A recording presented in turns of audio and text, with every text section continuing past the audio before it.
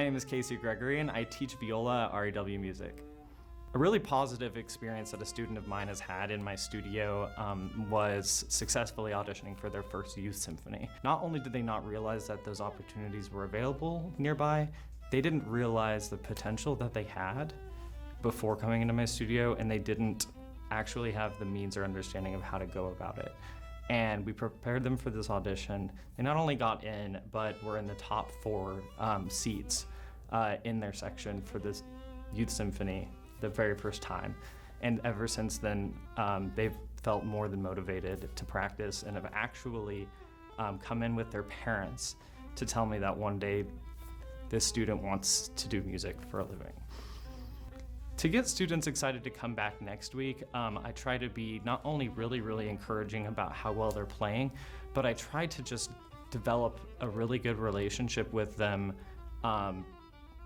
in general. I really love to get them excited, not only just to play music, but almost like hanging out. Like, they have fun, they learn a lot, and they have a really good time while learning music.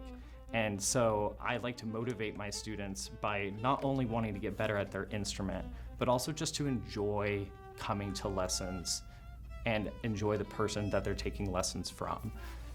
You should take lessons with me because I'm incredibly sensitive to each individual student's needs and desires and goals within music. It's not just about the music for me, it's about learning how to be a better person in a lot of walks of life, and to be able to accomplish that, each student is treated as an individual.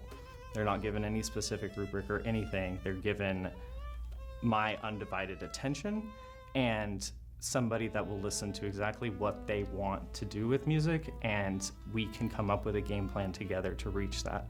I don't treat students as somebody younger than me or as somebody that is a child and I'm the teacher. No, we're equals, and we're trying to establish a goal and reach that goal together. It's a 50-50 thing, and we're always working together.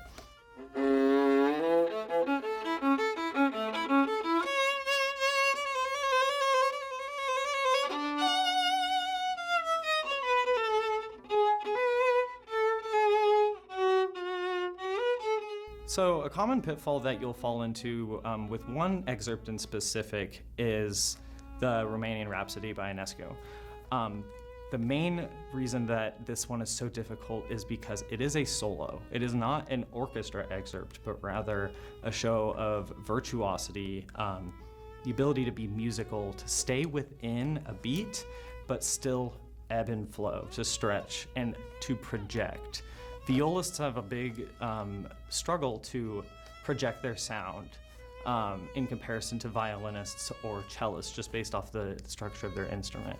So not only are you going to have to be able to project really loudly over an entire orchestra in this setting, but also be able to do it in a way that's musical, that is personable, and not just playing the notes in rhythm.